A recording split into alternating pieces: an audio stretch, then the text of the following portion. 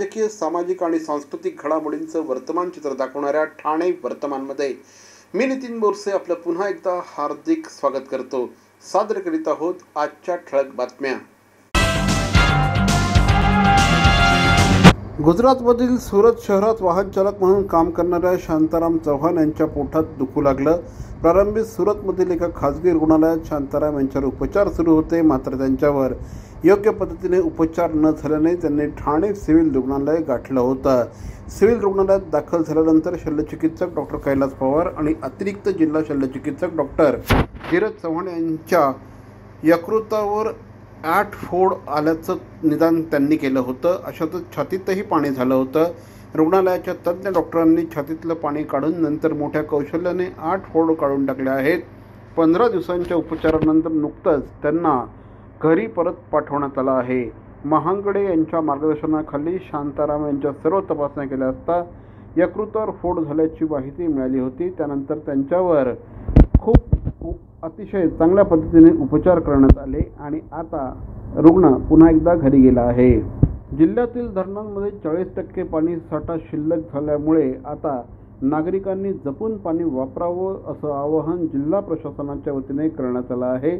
वाढलेल्या उष्णतेमुळे धरण क्षेत्रात मोठ्या प्रमाणावर बाष्पीभवन होत आहे आणि त्यामुळे पाणी साठ्यामध्ये झपाट्याने घट होत आहे। हा पाणीसाठा आता 40% येऊन ठेपला आहे। एप्रिल आणि मे महिन्यामध्ये कमालीची उष्णता वाढल्याने याचा परिणाम धरणांमधील पाणी साठ्यावर झाला आहे।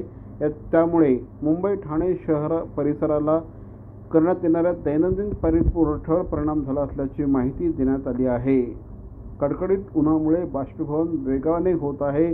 त्यातच गेल्या काही दिवसांपासून पाण्याची देखील मागणी वाढल्याने आता ठाणे जिल्ह्यातील भातसा, वैतरणा, मोडकसागर, तानसा, मध्य वैतरणा, बारवी या धरणांमध्ये ऑगस्ट-सप्टेंबरमध्ये 14,50,000 दशलक्ष लिटर पाणी साठा पावसाच्या माध्यमातून जमा होतो। गेल्या 2 महिन्यांपासून तापमान 40 अंशांच्या पुढे जात असल्याकारणाने धरणांमधील पाण्याचं बाष्पीभवन होत आहे आणि त्यामुळे पाणीसाठा कमी होत असल्याचं सांगण्यात येत आहे। मोरे बंधू आंबेवाले यांचे देवरत्न मँगोज, चव अस्सल हापूसची खास आंबे प्रेमींसाठी आंबे प्रेमींकडून रत्नागिरी आणि देवगडच्या शेतकऱ्यांनी घाम गळून पिकवलेला, गवतात पिकवून मनापासून वाढवलेला अस्सल हापूस अगदी रास्त भावात आणि होम डिलिव्हरीसाठी सुद्धा उपलब्ध। मोरे बंधू आंबेवाले यांचे देवरत्न मँगोज, सत्यम कलेक्शन समोर, घंटाळी रोड, ठाणे पश्चिम। आजच संपर्क साधा। CP Goenka International School, nurturing talent at young age for scholastics, sports and performing arts in global perspective. Proud to have world toppers and country toppers in 10th standard Cambridge examinations. Ranked the best emerging school by the Times of India for personality over percentage. CP Goenka is the intelligent choice. सर्व नागरिकांना आवाहन करण्यात येत आहे की सध्या डासांमार्फत पसरणाऱ्या dengue या आजाराचा प्रसार रोखण्यासाठी प्रत्येकाने पुढील प्रमाणे कार्यवाही करावी। डेंग्यू आजार एडिस इजिप्ती हा डास चावल्याने होतो। या डासांची पैदास साचलेल्या किंवा साचवलेल्या स्वच्छ पाण्यामध्ये होते। 8 दिवसांपेक्षा जास्त दिवस पाणी उघडे व साचून राहिल्यास त्यात डास अंडी घालतात। अंड्यांच्या अळ्या तयार होऊन पुढे डास तयार होतात। यासाठी आपल्या घरातील पाणी साठे, उदाहरणार्थ बॅरल्स, पिंपे, टाक्या, हौद, रांजणे इत्यादी दर आठवड्याला रिकामे करून घासून पुसून कोरडे करून पुन्हा भरावे। 1 दिवस कोरडा दिवस म्हणून पाळावा। पाणी साठ्यांना घट्ट झाकणे बसवावीत किंवा जुनी साडी, चादर, धोतर यांनी बांधून झाकून ठेवावीत, म्हणजे डास त्यात जाऊन अंडी घालणार नाहीत।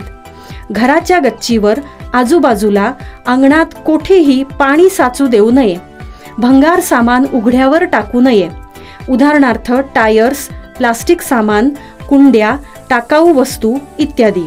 अशा सामानात पावसाचे पाणी साठून त्यात डेंग्यूच्या डासांची पैदास होते। घरातील कूलर्स, फ्रीजच्या पाठीमागील ट्रे हे देखील वेळोवेळी कोरडे करावेत। लक्षात ठेवा, नुसत्या फवारणीने डास घनता कमी होत नाही, तर त्यासाठी डास पैदास ठिकाणे नष्ट करणे ही आपल्या सर्वांची जबाबदारी आहे. कोणताही ताप अंगावर न काढता जवळच्या शासकीय रुग्णालयात मोफत औषधोपचार घ्या. अशा प्रकारे नागरिकांनी सहकार्य केल्यास डेंग्यूचा प्रसार रोखणे सहज शक्य आहे.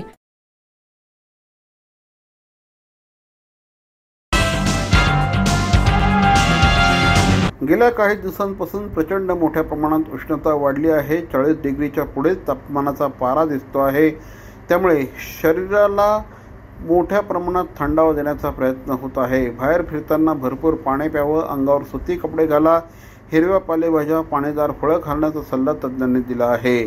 अवकाळी पाऊस, गारपीट यामुळे ऋतुचक्र बिघडल्याचा भास होत असल्याने ठाणेकर नागरिकांना डोकेदुखी, उन्हात फिरल्यामुळे डोळ्यांची जळजळ, पोटात मळमळ अशा गोष्टी नित्याच्या होत आहेत. मात्र घामोळ्यांनी देखील नागरिक कमालीचे त्रस्त असल्याचं डॉक्टर कमलाकर जावळे यांनी सांगितलं आहे.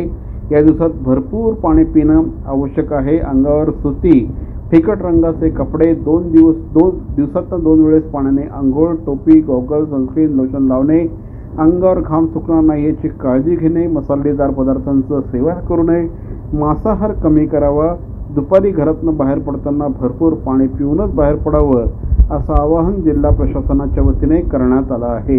12वीचा निकाल 21 मे रोजी जाहीर झाला. ठाण्यातील श्रीरंग कॉलेजमध्ये शिकणाऱ्या आदित्य नितीन गोखले या विद्यार्थ्याने 12वीच्या विज्ञान शाखेमध्ये 94% गुण मिळवले आहेत. आदित्य गोखले हा ठाणे मार्केट येथील लाहोजी हाईट्स येथे राहतो. विज्ञान विषयात त्याला 100 पैकी 99 तर भौतिकशास्त्रात 100 पैकी 94 गुण मिळाले आहे. आदित्य गोखले याचे आई वडील दोघेही CA आहेत आणि दोघेही वाणिज्य शाखेचे पदवीधर आहेत. त्यामुळे आपल्या पालकांनी माझ्यावर कधीही अभ्यासात दबाव आणला नाही असं देखील आदित्य यांनी सांगितलं आहे.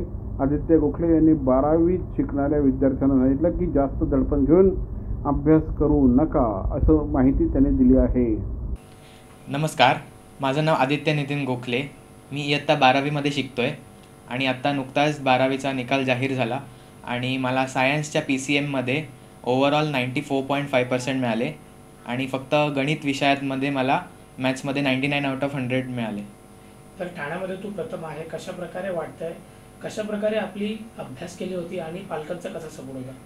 हो, नक्कीच मला खूपच आनंद होतो आहे आणि माझे जे काही शिक्षक आहेत ज्यांनी मला सपोर्ट केलं, माझे स्पेशली माझे पालक आणि बाकी पण माझे मित्रपरिवार वगैरे सगळ्यांनी मला खूप सपोर्ट केलं.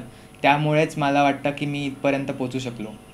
मला माझ्या मुलाबद्दल अभ्यासाच्या बाबतीत एक प्रकारचा कॉन्फिडन्स होता, कारण तो पहिल्यापासून सातत्याने परिश्रम घेत होता.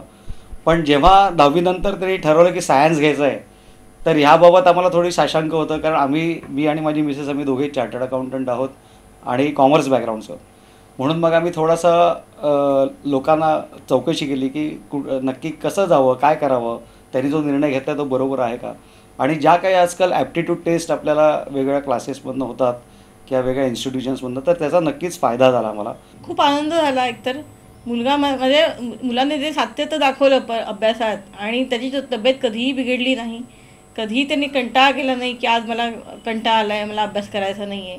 त्याच्या शाळेच्या आणि कॉलेजच्या आणि सरांच्या क्लासच्या सरांच्या मार्गदर्शनात इतका तो म्हणजे त्याने खूप ते केलं. टाईम टेबल स्वतःचं बनवलं आणि जसं जसं त्यांच्या शिक्षकांनी त्याला सांगितलं त्याप्रमाणेच अभ्यास केला.